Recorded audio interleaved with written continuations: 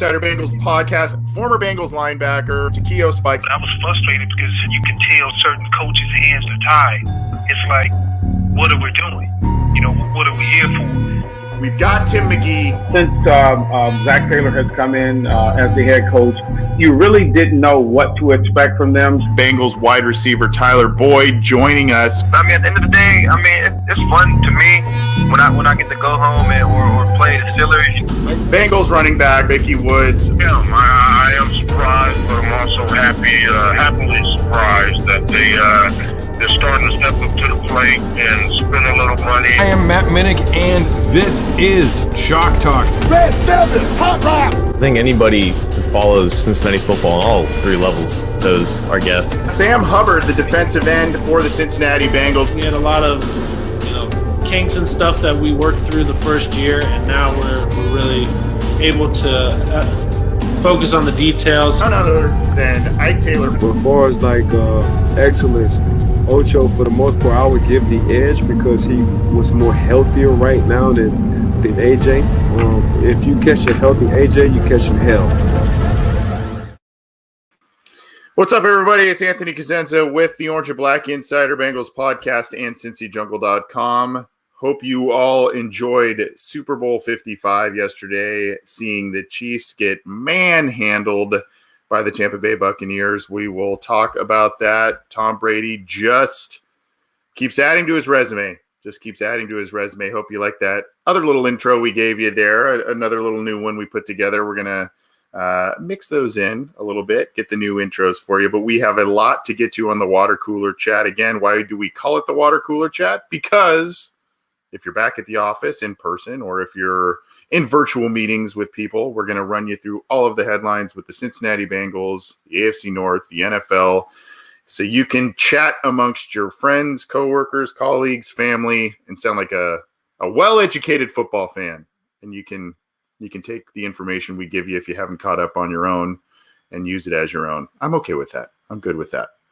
By the way, if you're wondering, we have a couple of different intro music artists that we use. If you're wondering, we play that one on that intro quite often, whether it's on the audio or the video. The group is called Bleed the Sky. They're kind of a harder rock band, a different version of the song. They're Art is War Records is the label. So if you're kind of into harder rock, go check them out.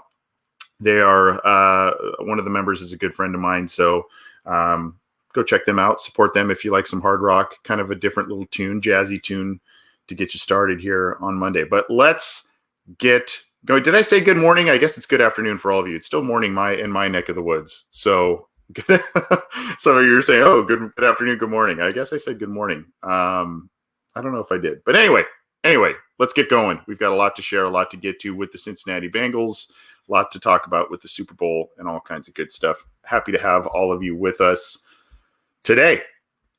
So let's get this going here. Let's start with, we're going to kind of start and end with some somber news today, but irritating news, I guess, in this specific incident. So I've kind of stopped watching, I guess, the way the Bengals season has ended, at least for the past couple of years. I've kind of not been really into the watching the NFL Honors program, especially when it doesn't seem as if some Bengals players will be winning some awards. They're not seeming to get the recognition in terms of the Hall of Fame. So it's just kind of like a little bit of a turnoff to me personally, but it is overall a well-made show and a show that, is usually a pretty neat little precursor to the Super Bowl here, but they made an egregious error, did the NFL. Ken Riley unfortunately passed away over the course of the past calendar year here, and they do kind of like at the Academy Awards. The NFL Honors does an in memoriam type of segment here that they honor all the past players and coaches and people associated with the league who had passed away over the course of the last year. And for some reason, they completely omitted Ken Riley in that in memoriam segment. Just an egregious error. Not only have they slighted him in terms of his Hall of Fame resume. He should be a Hall of Fame player based on his statistics and other players in the Hall of Fame, longevity, consistency, etc. But you go down here, and the team responded on Twitter saying, "We are extremely disappointed Ken Riley was not featured in the in memoriam segment during last night's NFL honors. Ken left a great impact on the Bengals and the NFL. His legacy deserves to be honored among the greatest to ever play the game." So, good move by the Bengals in terms of speaking up, I suppose, but a lot of people believe it's maybe a little too late. And in terms of what I've seen some commentary about, hey, the Bengals don't even honor their own players the right way. Why should the NFL, or why should the NFL give them the recognition, at least in the Hall of Fame perspective? But regardless, the NFL made a major error by not at least acknowledging Ken Riley, his career in this in memoriam segment. I personally did not, like I said, I did not see it, so I did not live witness this, but I heard about it after the fact, and an egregious error. Good for the Bengals to speak up about that. But, I think it's also a lesson, a cautionary tale to the team to say, we need to start giving our great past players some good recognition within our own team, within our own four walls of our stadium.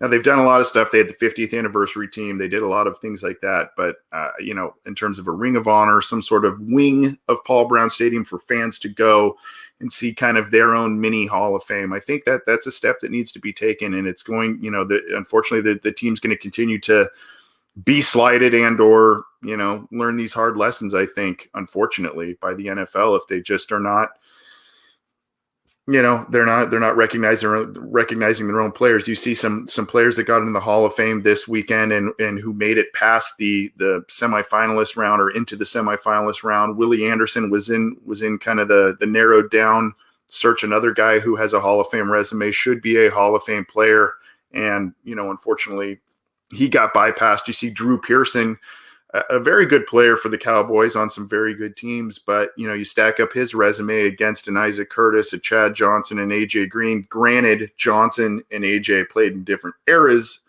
of football than did Drew Pearson, but some of the stats and accolades are even or far surpassing, and yet Chad Johnson retired now almost 10 years ago, and he's not even really getting a sniff at the Hall of Fame. So I don't know. Yeah, Anton Hall says they need to make it mean something to be a Bengals player. Shane Peebles says the Bengals don't even have a ring of honor. These are the things that I think the Bengals need to start working on as we go forward. And hopefully these types of oversights will not be continuing. And shame on the NFL for not acknowledging Ken Riley in that in memoriam segment. I'm sure it was an accidental oversight, but still, I'd like to give him the benefit of the doubt in terms of it being an accident, but still not a good look for the NFL there. I just talked about him, AJ Green, so we'll talk about this. This was one of the articles on CincyJungle.com. He is projected to be a great fit. This is courtesy of Patrick Judas on CincyJungle.com. He is projected to be a great fit for the Chiefs in upcoming free agency. As you know, the Chiefs just got manhandled by the Buccaneers, and some of the things that came about that, I think the big thing there was, the offensive line for Kansas City was a mess. Obviously, there was some other news outside of a lot of players' control based on a poor decision that a coach made and some stuff there. But, you see here, ESPN's Bill Barnwell says that Green could be a guy that Kansas City looks to for a rental deal going on here. He had a dismal 41.7% catch rate through the first 5 weeks of the season, pieced together 2 good games. And so now they think he could be a rental deal kind of guy to help the Kansas City Chiefs next year. On the rare occasion that Patrick Mahomes was able to avoid pressure and get a pass off, he, some of the balls seemed to be catchable, and though they were tipped, they were going through Chiefs receivers' hands, that sort of thing. So, I think that this would be something that potentially a contender would look at, and that would appeal to AJ Green as well, going to a contender right away. That he can potentially end his career on a championship type of note and go from there. So that's one of the interesting facets. Go check that out on cincyjungle.com or ESPN.com. One of the things that came about, and we're going to talk about this on a segment on Wednesday on our deep dive show, one of the things that I think you can take away, aside from pass rush and offensive line, still remains a very important facet to any team winning the Super Bowl. The tight ends seem to be coming into focus. Gronkowski, after being retired, came out of retirement and is a guy that had 2 touchdowns against the Chiefs in the Super Bowl, was a major factor, was a good player throughout most of this season, and kind of looked like the old Gronk last night. So, granted, if you see this article here, Bengals land Kyle Pitts in a NFL.com mock draft. We've got another one we're going to touch on later in this episode here. But Kyle Pitts, I said this on, I think, on our Listener Questions Live episode last week. He's tight end Kyle Pitts, but you almost want to think of him as like a flex position. He can do wide receiver things. You can line him up at different areas of the field. And he's kind of a flex player, a hybrid type of player in an offense. And he's obviously a very gifted and a rare talent by most reviews on his tape and his play. So this was something, though, that came out recently on via Lance Zierlein of NFL.com. And then he wrote, I understand the Bengals need offensive line help, but they also have the 38th overall pick and loads of cap space to address that area. Pitts has a chance to be a generational talent and a relentless nightmare for opposing defenses. Now, I think that if the Bengals, this pick makes a lot of sense. If the Bengals do dive into offensive line in free agency and make a play for a big player there, and that could be something that ends up altering what they do at number 5. We know they don't like to have a lot of needs going into the draft. So, they've got a lot of impending free agents at wide receiver. They have a lot of work to do on the offensive line. They have some impending free agents at the cornerback position that they need to figure out. They need pass rush help. So, they need to make some moves here in free agency to limit the amount of needs and continue on this quote unquote best player available type of trajectory that they like to be on when it comes to the NFL draft. So, you gotta pick your poison. They do have a good amount of cap space. They will have even more cap space by releasing, a handful of people and or shedding some contracts off the books. So, they can make some moves here, but if they were to make a selection of Pitts, it really should only be if the Bengals do some offensive line things in free agency. I think most would agree with that, but I think a lot of people would be happy with Kyle Pitts, especially when you're kind of seeing how that position can be utilized and some of the big names at that position, how they help their teams. I mean, they've helped their teams go pretty far in the playoffs the last couple of years. Kittle, I mentioned Gronk this year coming out of retirement and others. So, there is use. There is usage for this position, and I think Kyle Pitts is a special talent. Just need to shore up the other areas in free agency. Continuing on cincyjungle.com.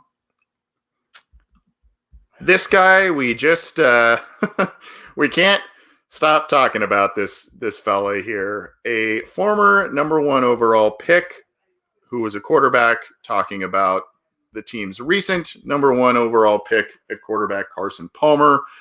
He was, quote, blown away. This is Nathan Begley on cincyjungle.com. He was, quote, blown away by how good Joe Burrow looked as a rookie. And by the way, if you remember, I think this was one of our sound bites of the week a while ago. We had we played it on Twitter. It was a video of Chad who visited Carson, and then they had a video chat with Joe Burrow right after he beat the Jaguars, and there was this kind of cool exchange between all of them.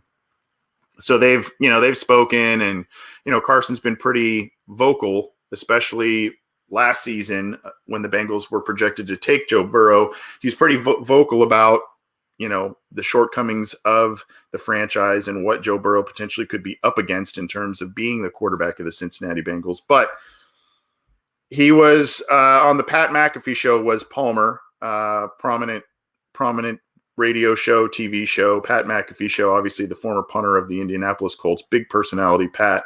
Palmer said, quote, "I was shocked. I thought he was going to be a good pro and the sky was the limit, but he came in and played as a rookie on a team that was not quite as good as every team they played personnel-wise. And he still, with that supporting cast, played like one of the top 10 QBs in the league. I was blown away." So I think Carson maybe, I mean, I don't know if you want to say, he misspoke a little bit in terms of the talent disparity thing. I don't know. But his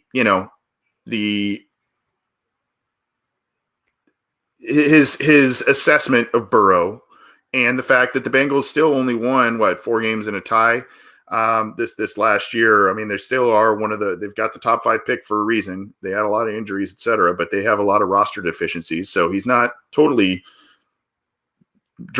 speaking falsehoods when talking about the Bengals not being a very good team last year. So, he was impressed with Joe Burrow, thought he was a top 10 QB in terms of what he saw on film. I think a lot of people started to believe that before he got hurt too. There were a number of great performances. You look at the Eagles game, you look at the Cleveland games and whatnot. There were a couple of really, really nice games by Joe Burrow, even though the protection wasn't holding up. So Carson Palmer was impressed. I think a lot of Bengals fans were impressed.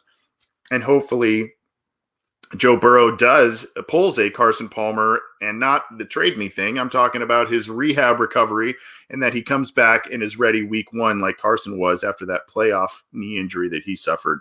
And hopefully Joe Burrow does the same thing and is back right away and is effective right away like Carson was for the most part.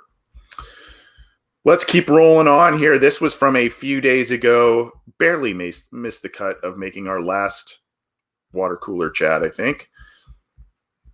This is Zach Taylor talking about wanting to keep Carl Lawson and William Jackson III. And if you saw pass rush last night, mostly from our good friend Shaq Lawson, who had, I think, double-digit quarterback pressures last night against backup tackles. The Chiefs' line was a mess. But Zach Taylor would preferably keep both Carl Lawson and William Jackson III this offseason.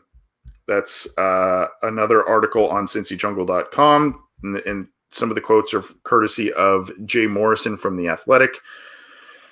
Quote, "Those are 2 guys we think highly of, and we want them to be Bengals for certain," Taylor said.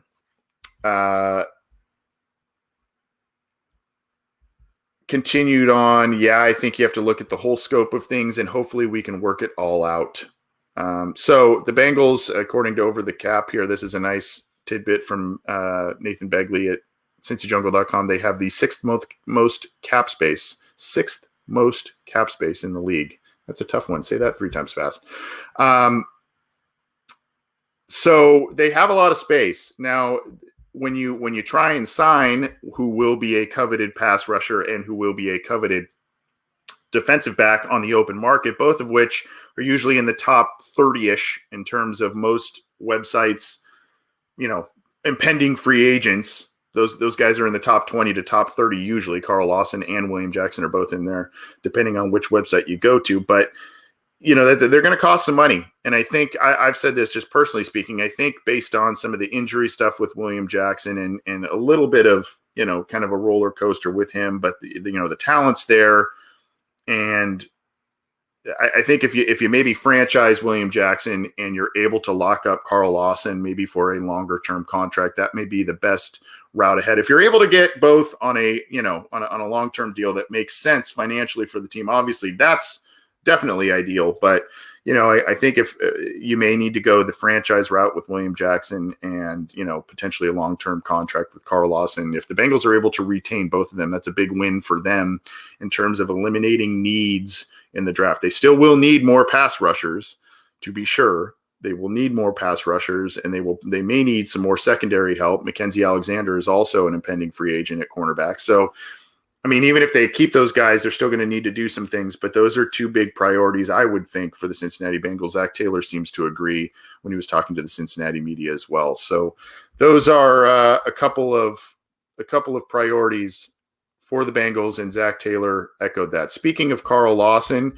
he sent out a tweet just to remind everybody last night as to his importance, I guess, subtly talking about his importance to a team. Last 2 games show why you need to affect the quarterback to win, says Carl Lawson. Obviously talking mostly about last night. You saw that Patrick Mahomes was running for his life last night and did not look like the same quarterback that he usually does, but still made some miraculous throws despite all the pressure. But Carl Lawson just telling you, hey, I'm important. My position is important. What I do is important.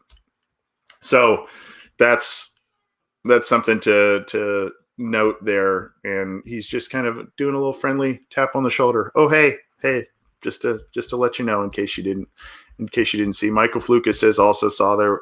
Anarumo told Lawson to limit his pass rush moves. Do you think are you sure that they want him? You know what? I saw that. That's from I think where that was sourced was from Ace Boogie, our buddy on the podcast channel. He talked about that recently on another show. And, he has some, credible sources, I guess, that he is noting by relaying that information.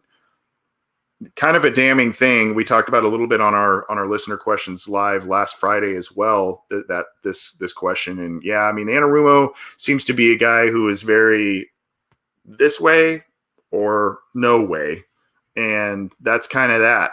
And so when there are some players that are doing things outside of what his little world or what he's trying to create, he doesn't like that. That's why Carlos Dunlap was gone. And, apparently this report about Carl Lawson, that's another one that's, a little bit of a head scratcher. So there may be something there that you're right, Michael. There may be something where Carl Lawson says thanks, but no thanks. And maybe that's when the Bengals say, well, we need pass rush help. And so we're going to franchise you if you're not going to take a long-term deal in these discussions, and they kind of force him to stay.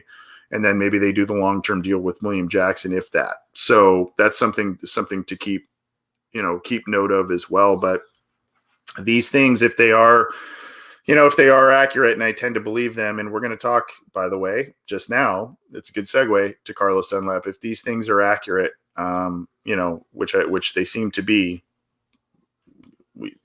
there's a lot of not so great evidence, damning evidence against Lou Anarumo as defensive coordinator of this team. And the Bengals decided to keep him around this offseason when they could have made a change there, and they did not. So he's got a lot to prove. Obviously, a lot of players on his side of the ball have to stay healthy, but this team needs to rush the passer. They need to be able to rush the passer. So Carl Lawson is a must to keep, but they also need to supplement him with more help too. And if you saw Shaq Lawson, I mentioned, just was a maniac last night.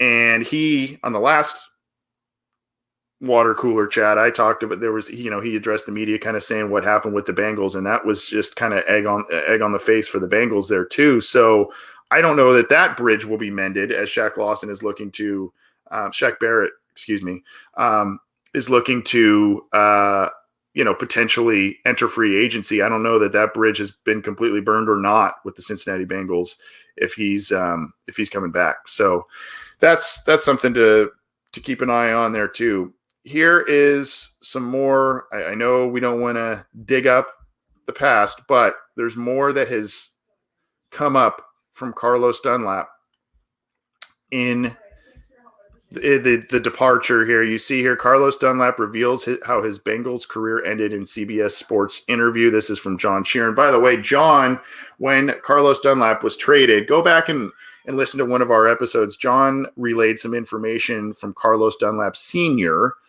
He had a phone conversation with him and relayed some of the things that Dunlap Jr. had been telling him about his experience in the locker room. But pretty eye-opening. This is more stuff for Dunlap and his relationship or non-relationship with the Bengals, Lou Anarumo, Zach Taylor, etc. This is on the Zach Gelb show from CBS Sports. He notes that there's still a lot of love and respect still for Cincinnati, but basically there's a lot here. I'm trying to scan to the meat of this. basically, he did note, I listened to the interview, he did note that the nail in the coffin wasn't necessarily him going and relaying the depth chart thing. The nail in the coffin in terms of him being traded was more when he came out and said, hey, I've got this apartment that's or this house that's for sale, and that was kind of that. But he went into detail as to, you know, what happened and how the relationships deteriorated. When it came time to talking about Zach Taylor and Lou Anarumo being the right people to build the Bengals back up, he was very non-committal. I quote, I can't answer that question. I don't have that experience. I just know that they're committed to whatever their vision is, and it's clear that I was not one of those pieces. And it seems like AJ and Gino, their time is coming too. I guess it's changing of the guard. They want new faces. So, again, he wasn't very glowing in his praise of the Cincinnati Bengals and their staff, but you know, he laid some things out, again, timelined how things played out for his trade to Seattle. The Bengals, you know, they got a low round pick and they got BJ Finney, who didn't even play for him this year. They got a backup offensive lineman, and who knows if he's going to stick around. So, you know, that's and Dunlap ended up having a good string of games for the Seahawks there as they made the playoffs, got ousted in the first round. But, you know, it seems like Seattle kind of won out in that deal. But, you know, I guess if Dunlap was not getting along with the coaches and there was a lot of friction there, you got to think addition by subtraction a bit there. Continuing on with this interview from Carlos Dunlap. This is from our good buddy James Rapine over at All Bengals via Sports Illustrated. He was glowing in his praise of Joe Burrow as well. Again, telling Zach Gelb in this long interview, quote, I believe Joe Burrow is definitely going to be the future of the NFL. He has a lot of potential. He has a lot of heart. He cares. He's very passionate about what he does and about getting better at what he does. It's clear what the Bengals organization saw, and I think the world got to see in him in the games he was able to play in. It just sucks that he got hurt the way he did, and now he's got to tackle the rehab process. But I believe he has more than enough mental toughness to get through that. I can't wait to see him get back. So he was very glowing there, and obviously, before he was traded, Dunlap played a good portion of the season with Joe Burrow as the quarterback of the Bengals. So he saw quite a bit out of the young player, and not only that, was around him through the offseason, through quote-unquote training camp, if you want to call it that, based on everything this year. He had a lot of glowing things to say about Joe Burrow and thinks he is one of the future faces of this league. So that is reassuring if the coaching stance by Dunlap and some of the things he relayed there are not. Again, I'm Anthony Cosenza with CincyJungle.com and the Orange and Black Insider Bengals podcast. Happy to have all of you with us. We've got a little bit more to get to. Finishing up on some of the Bengals news, we're going to get to some AFC North news and then a little bit more around the NFL, including a new mock draft that came out. I pulled it up. I haven't had a chance quite yet to digest all of that one, so we'll go through that one quickly.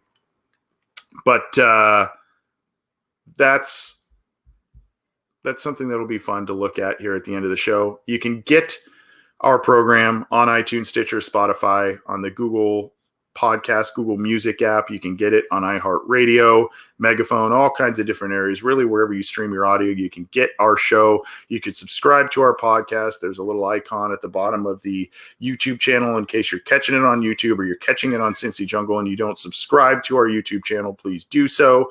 Subscribe to the Cincy Jungle podcast channel. Do us a favor, too. If you can, leave us a review, hopefully a positive one. Helps gain our show and our slate of shows a little bit more exposure. We appreciate all the support and all the feedback that you give us. And thanks for joining us on the water cooler chat. We love having you talking some Cincinnati Bengals. Even though the season now is officially done, we're going to keep rolling on with content. And we're going to move on to 2021 because free agency is around the corner. The draft is around the corner. We've got a lot to talk to there. Talk about there, I guess I should say. Not talk to. Talk about. It's Monday for me too, guys. Monday for me. Hey, let's go with this one here. This is interesting.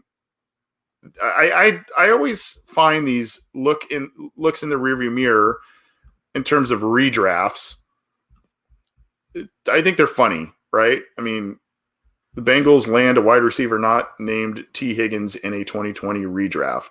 So the redraft here, obviously Ben Baby of ESPN went right into Joe Burrow. He had the pick there. Then he goes with Laviska Shenault instead of T. Higgins as a new pick. And his rationale here is the Bengals were thrilled when Higgins was available at the top of the second round of 2020. But after his rookie year, there's no way Higgins lasts that long in a redo. However, Shenault isn't a bad option for a team that needs a receiver. His 3.7% catch rate above expectation ranked third among rookie wide receivers. According to NFL Next Gen stats, he also caught 50% of his targets in tight windows, which led all rookie wideouts. So really, this is just about Higgins being gone off the board, Bengals needing wide receiver help, so they go with Laviska Shenault. Obviously a different build, a smaller guy than Higgins in terms of height, but Laviska Shenault was a guy I personally like because I saw a bit of him playing in Colorado, and he's a guy that just does a lot of different things. He's a big play looking for a place to happen. Unfortunately, Jacksonville with their quarterback issues and all kinds of stuff this year, they were a very disappointing team, and so he didn't get to showcase himself as much as I think a lot of people would like. But with a quarterback change, a coaching change, Urban Meyer now in charge down there, I think that I think you'll see a pretty good improvement by Laviska Shenault going forward there. I'm sorry, I'm looking at a question here from Antoine Elliott saying, I made it. Where'd you get your running tiger hat? I don't know which running tiger hat. Is it this one? Is that the one you're talking about? Antoine, if so, found that online. I think that was a Fanatics or Bengals Pro Shop purchase. So check that out. Anyway, I saw that question. It drew me in. That question drew me in and distracted me a little bit, but in a good way. Let's move on to the AFC North, shall we? Let's talk a little AFC North. There's some news there, even though they did not play. No AFC North teams played in the Super Bowl. Here is, so a lot of people thought, here's Alan Faneca, very, very good offensive lineman for the Pittsburgh Steelers. He made the pretty cool edit, by the way. Nice artwork done there. They did a little tribute to Faneca there. Did the Pittsburgh Steelers on their Twitter account, talking about how he's a Pro Football Hall of Famer, a great guard for a long time. But again, he's one of those things where if Alan Faneca makes the Hall of Fame, you would think Willie Anderson, despite not making as many Pro Bowls because he was on really poor teams, a guy whose resume, if you look at the stats, a guy that should be heavily considered as a Hall of Fame offensive lineman. And, it's just one of those things where, Faneca's a deserving player. He was a good player for a long time, but just a sad reminder that a lot of Bengals players are out there that are deserving. I mean, you could even put Corey Dillon in that conversation, Chad Johnson in that conversation. Who knows what the conversation is going to be when AJ Green retires? What's it going to be when Geno Atkins retires? I mean, essentially, Geno Atkins was a guy that you look at was one of the top 2-3 interior defensive linemen of his era. I mean, it's basically Aaron Donald, and then you got Geno Atkins, Fletcher Cox, and Ndamukong Suh.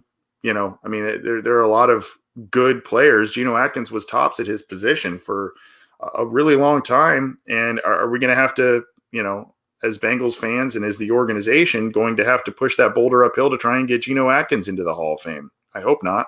So there are a lot of names that are deserving, and the Bengals need to start winning some games, but they also need to, again, as I said at the top of the show, start honoring their players the right way, giving them some more recognition, and maybe that'll help push some things going forward. But I think we all know at this point the Hall of Fame voting process and other facets seem to still be how many championships did you win and popularity contest in terms of which teams you played for. That seems to be, and it's the Pro Bowl voting as well. So unfortunate reality that we are dealing with here.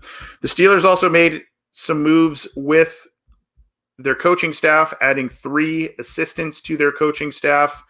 Mike Sullivan this is on Steelers.com. Mike Sullivan as their quarterbacks coach, Chris Morgan, assistant offensive line coach, and Matt Tomshow as quality control coach. The big one there that sticks out to me is Morgan is the assistant offensive line coach. The Steelers' offensive line has always been just a hallmark of what they do. That's why they run the ball well. That's why they've, Big Ben's had, he's a great talent himself, but he has played behind some great offensive linemen in his time. This was an uncharacteristic, even though the Steelers went far and had at one point they were undefeated throughout most of the season. The offensive line was surprisingly, uncharacteristically weak. And, they're getting older at some spots, but I think, there was just a lot of issues going on there. And so they need to retool that. They got rid of Fichtner, their offensive coordinator. And so they're really doing an overhaul on the coaching staff on that side of the ball. Mike Sullivan as the quarterback's coach, Chris Morgan as the assistant offensive line coach, and then Matt Tomshow is a quality control coach. They added 3 to their staff. Moving on to the Baltimore Ravens, they signed a familiar face and a guy that just never really was able to latch on to the Bengals roster long term. They've re-signed cornerback Devontae Harris. He's a guy who was, bounced on and off the Bengals roster, and now he is with the Ravens again. They re-signed him, so he'll be grinding for a roster spot. Pretty good secondary does the Baltimore Ravens have at this point.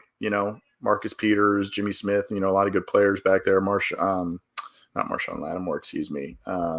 Name's escaping me at the moment, but Devontae Harris adding to that stable, and he's gonna grind for a roster spot there next year going forward. New odds are out if you are a bettor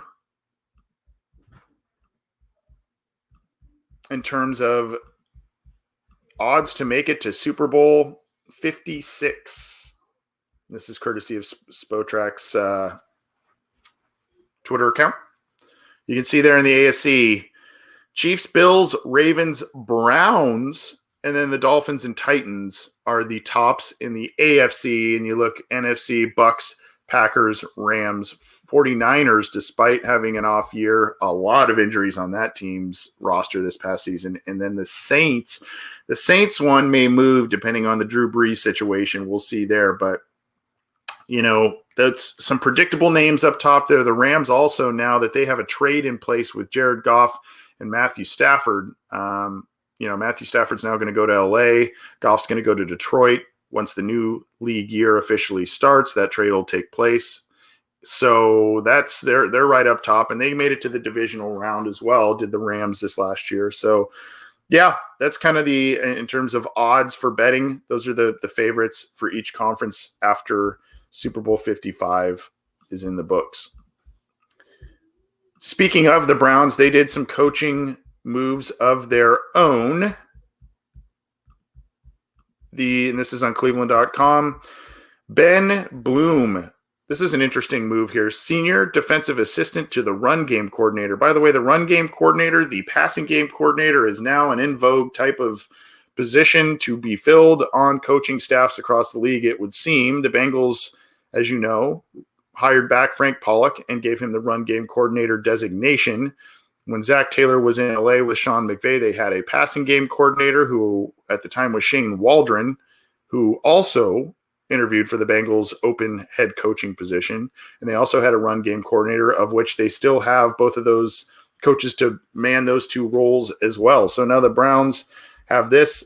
Just kind of odd that it was a defensive guy going to the run game coordination side. We've seen offensive guys kind of man that, but we'll see. Browns defensive coordinator. This is for the defensive side. Okay, there we go. That makes a little more sense. Here, I think. Browns defensive coordinator Joe Wood said via the team he felt Bloom was in his new role already last season. Ben put together all of our run game plans. So this is from Joe Woods, the defensive coordinator. That makes more sense.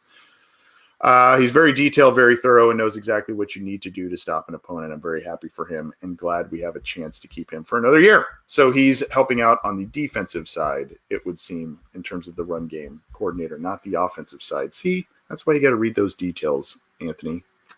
Marlon Humphrey, thank you. Abrar Ahmad, I appreciate it. That was the name that was escaping me. Appreciate that. Let's keep going here and transition to some GOAT talk and what we saw yesterday in the Super Bowl. NFL research on Twitter, most Super Bowl wins in NFL history. Tom Brady has 7 and teams have less than he does.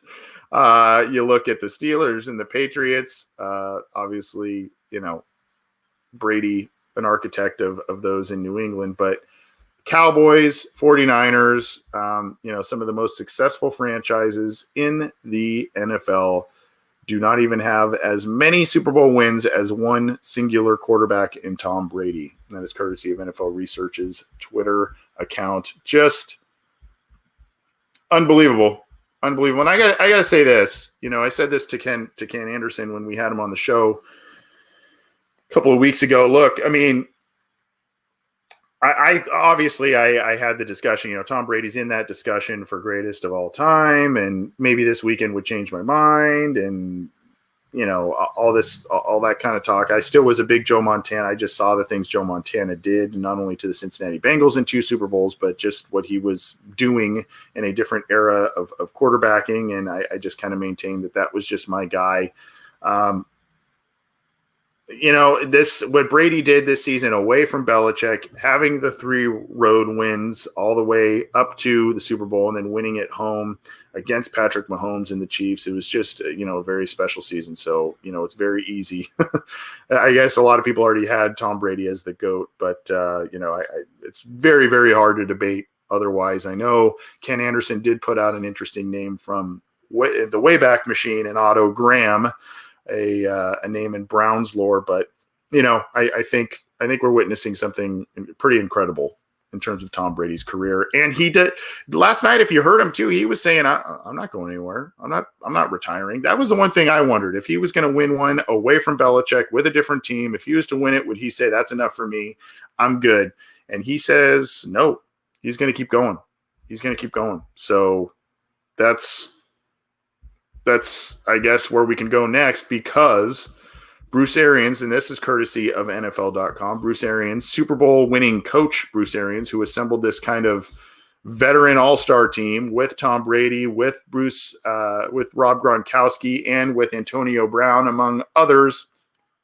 He says, quote, he's very confident that the Bucs can bring back most of the title team in 2021. Kevin Patra is the writer of this on NFL.com. And this was in the aftermath of the win. He says he believes they will figure out how to keep their core together. I'm very, very confident, Arians said Monday in a Monday morning virtual press conference. I have all the trust in the world that GM Jason Licht and what he could do. These guys, they have a bond. There will be dollars involved, but I think that this group is so close that sometimes dollars don't matter. We're going to do everything we can to get the dollars right because they earned it. The things that sticks out to me. Do you remember? I don't know if you remember this. The Bucs kind of had a pretty good start, and then November there was all this talk. I think Brady mentioned it in his little post-game speech yesterday. There's all this talk about they're not going to go far. They're not going to do very well because they were struggling. There was one bad loss on prime time and all this stuff. And then there was talk that Brady and Arians weren't getting along, and all of the chatter. And yet they pulled it together. All of these big personalities and all of these star players and these exuberant coaches. Arians is kind of an interesting personality as well. They pulled it together and they ended up, being the super team that a lot of people thought they were going to be and winning the Super Bowl. So, they've got Leonard Fournette. I guess that's a guy they need to make a decision on. There's I think Chris Godwin, is he going to be a free agent? I need to look about that. They're talking here on the, keep the trio of Evans, Godwin, Brown together. I know Antonio Brown's another interesting player to have on a roster, and you always got to monitor what's going on there based on some of the off-field stuff with him. But the Arians thinks they're going to keep the team together for the most part, and they'll make another run at it next year. Brady sounds like he's going to be back, so that's that's where they're at in Tampa Bay. Quickly, I thought this just real quick. We can't talk about the Super Bowl. We're going to talk more about it, but we can't talk about the Super Bowl without talking about the halftime show. I'm not a gigantic fan of The Weeknd. I knew some of his songs, etc., but I thought it was pretty creative in terms of what the show was. Very, very different. I thought the Funhouse thing that he was running through in terms of what they built, I thought that was kind of a cool thing. And he's talking about still buzzing from last night. I couldn't stop smiling the whole performance. Thank you, Pepsi, NFL, Rock Nation, for believing in me to bring a fresh new take on the halftime show. Apparently, I had read somewhere that he spent about $7 million of his own money to help put this stage and the performance together. So it was pretty entertaining. I don't know that I would stretch and say it was the best thing I've ever seen, but in terms of performances, but I thought it was pretty entertaining, and he put on a good show, and it was very unique. Like the people in kind of those little, I don't know what you would call it, almost looked like a political booth type of thing. I don't know. It was weird. People had like the bandages over their face. It was pretty unique. So he's still smiling is The Weeknd in terms of his performance yesterday. Pretty entertaining. Moving on and echoing what a lot of people are saying about offensive line help. This is an article on NFL.com. Jeffrey Chadia. Patrick Mahomes is human after all as Chiefs fall to Buccaneers in Super Bowl 55. Really, this was not, I don't think, Patrick Mahomes' fault. I mean, you saw him scrambling around trying to make things happen. And, in the instances that he was making some actually quite miraculous throws, I mean, he's falling down and throwing them up to his receivers. Sometimes they were bouncing off their hands, bouncing off their face masks. They just, other times it just was just out of reach, but he was running for his life. The protection up front, which was the big worry for a lot of people that were rooting for the Chiefs. The protection up front was awful. Eric Fisher tore his Achilles. That was a huge loss. Mitchell Schwartz couldn't play on the other side, who's quietly one of the best offensive linemen in the NFL. So they were a mess at tackle. They had all kinds of issues on the interior, and Shaq Barrett just had a field day, as we mentioned. Devin White was absolutely everywhere yesterday. I know he's not the greatest in pass coverage, and that's one where you say, well, is he the best linebacker in the NFL? A lot of people would say no, because he's not great in pass coverage, but he had an interception yesterday. He actually gets after the passer in terms of blitzing. He had quite a few sacks this year. He's a very good player, very active player, and that's what his tape showed as a college player. So he's a very good player, and they just harassed Mahomes all night. And, he said it, and he says it here, quote, "This is the worst I've been beaten in a long time." And I think he probably wouldn't say it this way, but I think he meant it in a number of senses of the word. Not only beaten on the scoreboard, but beaten physically. He took a lot of hits, a lot of pressure, was scrambling around. And unfortunately, it was just kind of an ugly performance by the Chiefs in their offense. So, yeah, Tyler Thies here says that game last night proved that O-line makes great QBs elite. I don't know. I mean, I think you could still be an elite quarterback behind a not great offensive line and or mask some of those deficiencies. But I think it definitely accentuated the importance of having competent offensive line play and having depth, having guys that can come in and play at least relatively well if your starting stars on the offensive line go well. I think that's what really should be taken away as well. Aside from, you got to have the great starters, or you got to have quality starters along every part of the offensive line. You got to have depth. You got to have guys that you can rely on in spot starts that you can say, you know what, we can get through this week and win this week with this guy playing right tackle, or, what have you. And I think the Cincinnati Bengals, I hope they were taking ample notes last night. I hope they were taking ample notes if they already didn't learn their lesson from the Joe Burrow injury. And Antoine Elliott says he was pressured the most in Super Bowl history. Yeah. The other thing that a lot of people are kind of getting a little, I guess the old school football fans are getting a little up in arms about is in this, the Antoine Winfield, he got a taunting penalty on a fourth down If you remember, he was kind of giving him a peace sign or two fingers or whatever. After he knocked away a kind of a prayer throw by Mahomes on a fourth down, he knocked away from Tyreek Hill, and Tyreek Hill was a minimal factor for the Chiefs, as were a lot of their weapons, really, because they just couldn't get anything going on offense. Antoine Winfield, a rookie, said something I just had to do. Now, for a little bit of background on it, these two teams played earlier in the year. Tyreek Hill scored on a play and with Antoine Winfield in coverage, and he gave Winfield that same peace sign, like, see you later, I'm in the end zone, bye. And so Winfield really, really remembered that and wanted to, he wanted to give it back to him. The taunting, it was something I just had to do, said Winfield. When we played them earlier, Hill went off on us. He backflipped in front of my face and gave me the peace sign. So it was only right that I gave him the peace sign right back to him at this moment. It felt amazing to be able to do that. I'm not even going to lie. So, some people may say, rookie, a little childish, whatever, a little immature, but Tyreek Hill, the veteran, did it to him earlier as a little taunting thing earlier in the season, and now Winfield, the rookie, who got the better of the situation in the more important game, gave it back to him. And, some people are criticizing Winfield a little bit in that moment. Others are not. To each their own, I guess. I don't really have a dog in the fight, but it was a moment where you go, oh, boy, that was that was right in your face. That was right in your face. Here, let's end on this.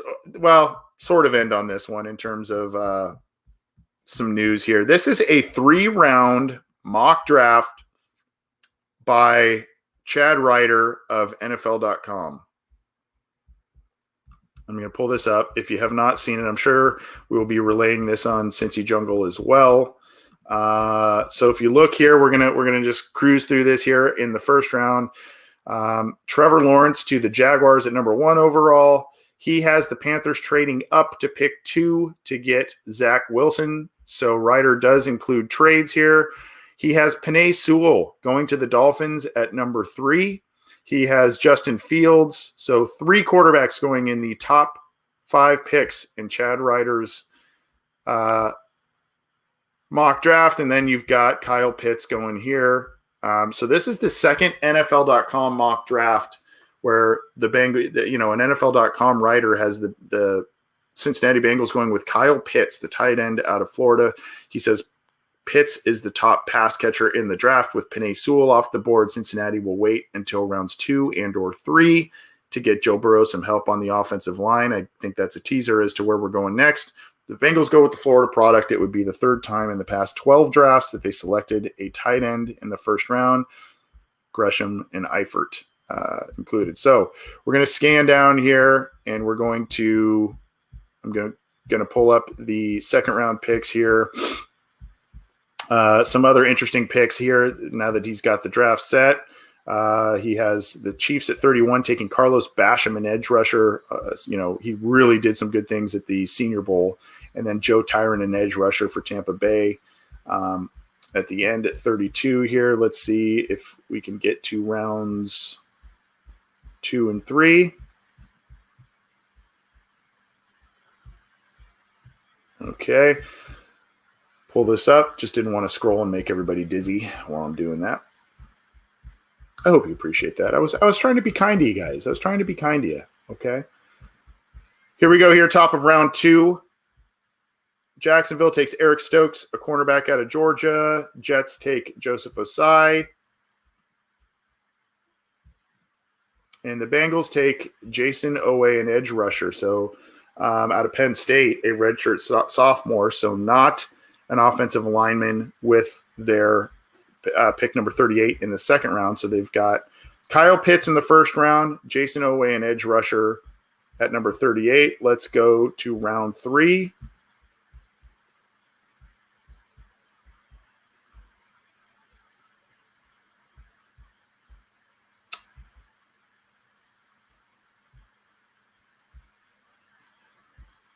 Ellerson Smith to the Jags at the top. Dylan Moses, a linebacker, intriguing player to the Jets. And mute that for you. Bengals take Wyatt Davis, offensive lineman. Wyatt Davis is what they have with their third-round pick. So that's a guy that a lot of people have been talking about for the Cincinnati Bengals as well.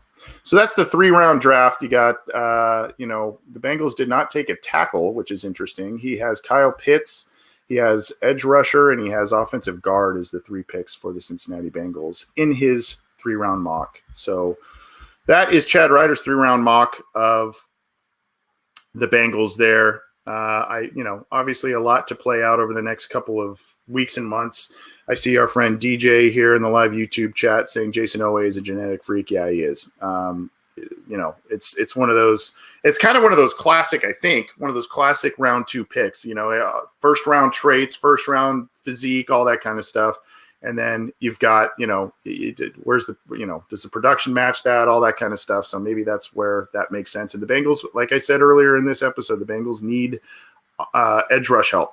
Whether or not they keep Carl Lawson, they're going to need edge rush help.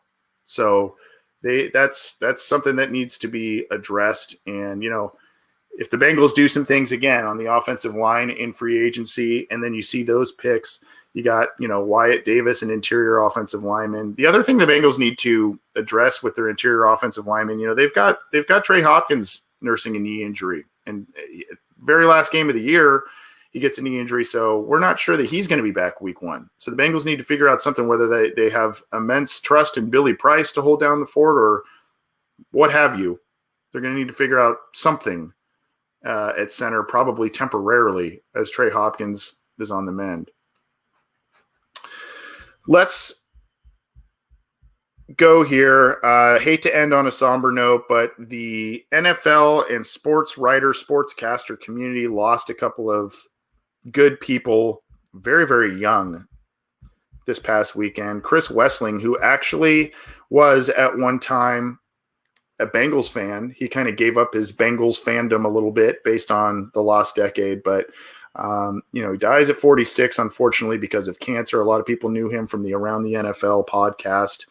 He had cancer. He had beat it once, and then it came back, and unfortunately really accelerated recently. And his wife, who he recently married, and they have a very young son, Lincoln.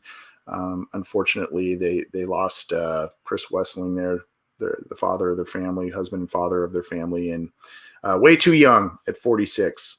So rest in peace, Chris Wessling, a name and voice and writer that a lot of Bengals fans and a lot of NFL fans are very familiar with, and everybody had glowing things to say about who Chris was, who knew him. I unfortunately did not know him, only knew him through his work, but that's unfortunate news that came about right before the Super Bowl. And of course, unfortunately, another loss in the sports writing community, sports casting community. Pedro Gomez, prominent sportscaster, especially on the baseball side of things, ESPN reporter. He dies at 58 suddenly. Not many details, not that we need to go into personal details anyway, but not many details about the circumstances of his passing. And he has a son, I guess, Rio, in the Red Sox organization.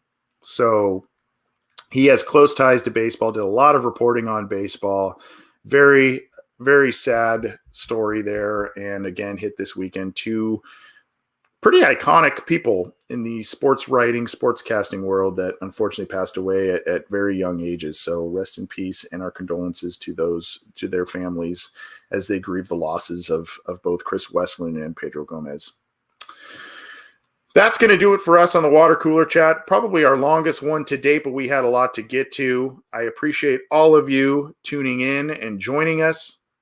I appreciate all of your support for our show, the Orange and Black Insider, and the other shows on the Cincy Jungle podcast channel, whether it's Ace and Zim's Orange is the New Black or Matt Minnick's Chalk Talk. We're trying to get you a lot of different material, even through the off season. We're going to be doing some free agency profiles. We're going to be doing some free draft profiles. We're going to be doing interviews, all kinds of different stuff. As again, free agency and the draft are around the corner. We're going to get you up to date on our podcasts, and we're going to get you up to date as things happen on cincyjungle.com. So keep it to cincyjungle.com for all your news, opinions, analysis. And hey, We'll see you this Wednesday. John Sheeran and myself will be taking the air, doing a lot of different analysis on the Cincinnati Bengals, maybe what we saw this week. We've got a lot of different things to get to, so check us out. Check out the rest of the shows on the podcast channel. We will be seeing you soon. Thanks.